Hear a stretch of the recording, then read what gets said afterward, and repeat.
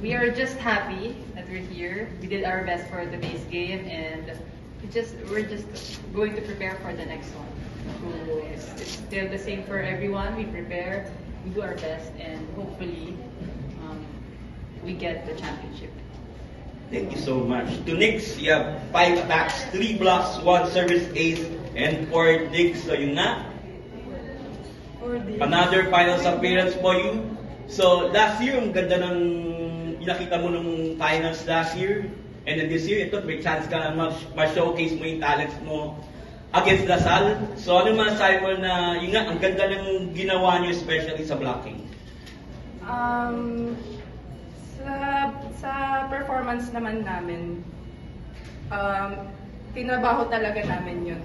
Kasi, yun nga, one game at a time kami. So, kailangan namin ilaban yung game ngayon. Kasi, very, very important yung game ngayon kasi do or die nga. Kaya, dapat bawat isa sa amin, kada role by role, importante yon.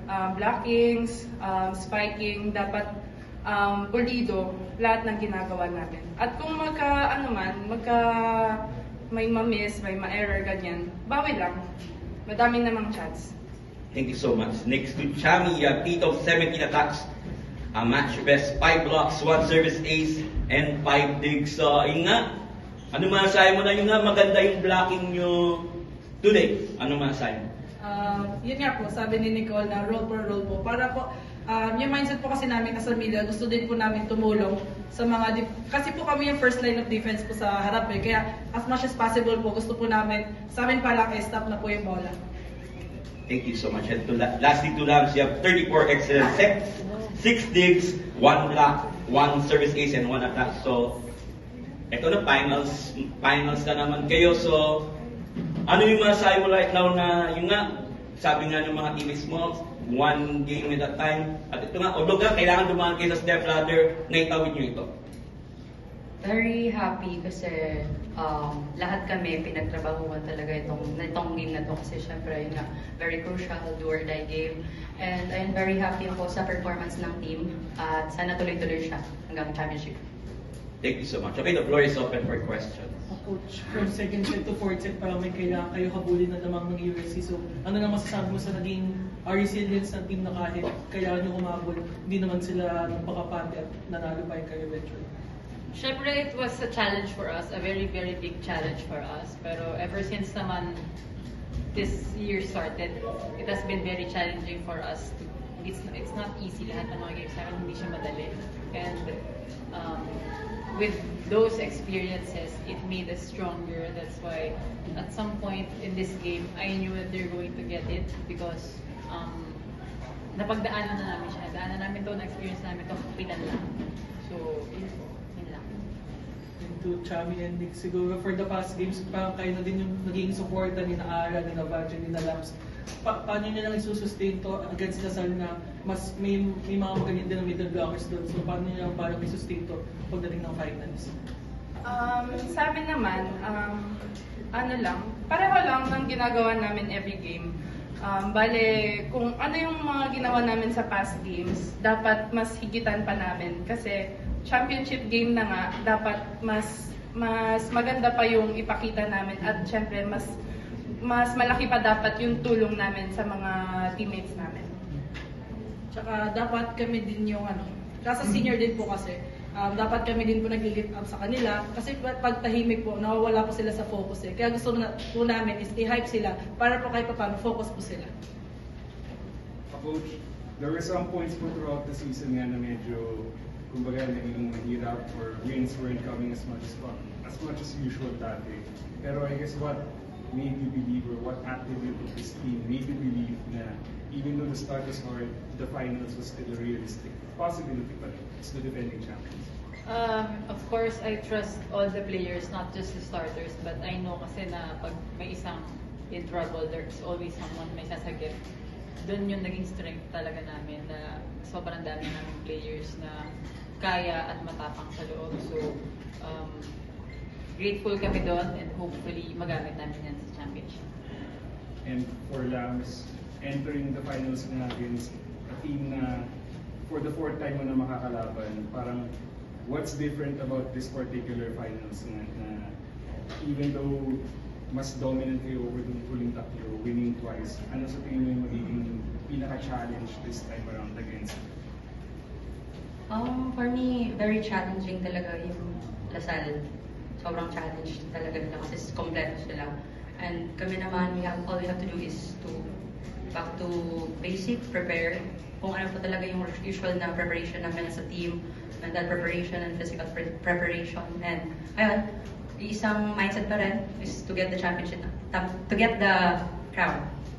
Coach Rich, additional question lang po. As a former player and a female coach na siguro po sa iyo, dito sa women's volleyball, hindi na po ganun karami yun. Pero ngayon from that journey, now you're a finals-bound head coach. How big of a deal is it po for you na maybe some people would doubt, but with this win, you feel po na it's really possible with what you did po tonight? My journey to being here is not as easy as other coaches as far as I know. It's harder because I am a woman also. Sometimes I feel like this is just for me. Sometimes I feel like we are not ready for a woman coach here in the country. But then now I feel na with the right type of support from the players, from our managers, from the NU community, I think it's possible for us to be, for me, for all of us women, we can represent us in the higher stages, like here in the finals. So I'm happy and grateful and thankful sa lahat na naging journey ko with all the teams na nahawakan ko before. It made me stronger, and this one is also challenging me and making me grow every day. Yun lang. Thank you. To Lams, last finals run with itong parating. Nung ginamit mo yung fifth year mo, sabi mo parang ito na yung gusto mong i-lead yung I need to win last championship. Paano mo lang ibabalanse yung pag-lead and the same time yung emotions that come with your last finals run with it? Yun nga po, maraming nagsasabi, maraming expectations for NU na kailangan namin i-defend talaga yung crown. Tapos marami, grabe yung pressure. Pero I always stay composed kasi yun talaga yung pagiging setter.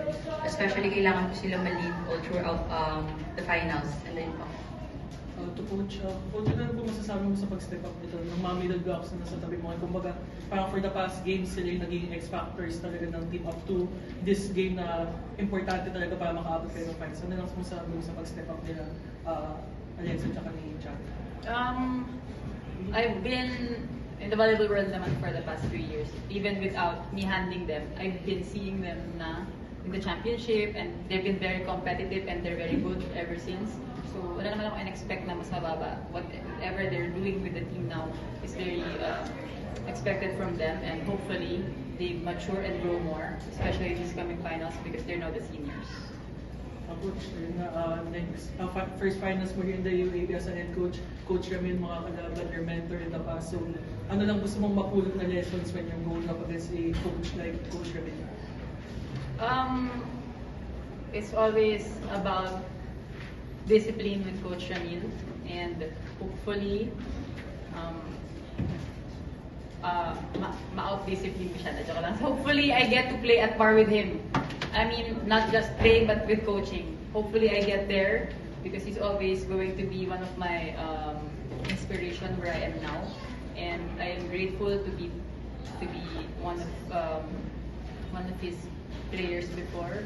And I know it's going to be very hard. Siyempre, wala namang madaling finals eh. But, mapakita namin sa kanya ngayon na kaya namin. And mapakita ko sa kanya yung lahat ng tutunan ko sa buong life ko. Siya kasi yung una siya yung pinakaunang nagsabi sa akin na pwede akong mag-coach. And now I'm here, and hopefully proud siya sa akin. Yun lang po. Coach, ito na tayo nasa finals na. And in this finals, ito yung first ng post-Bella and Eliza Solomon era. And with these girls, with Banch, with Ara, tapos itong sina Nix, tsaka si Cham, and then you have Damsir. Ano yung magiging mantra nyo this final, especially ito, Lasal unbeaten, your thoughts? The only way we can beat LaSalle is to play together.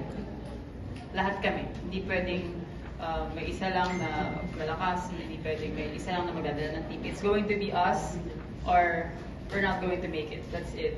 We have to play all together. That's our strength, us, the team. Bonded together. That's going to be our strength and that's the only way we win against LaSalle.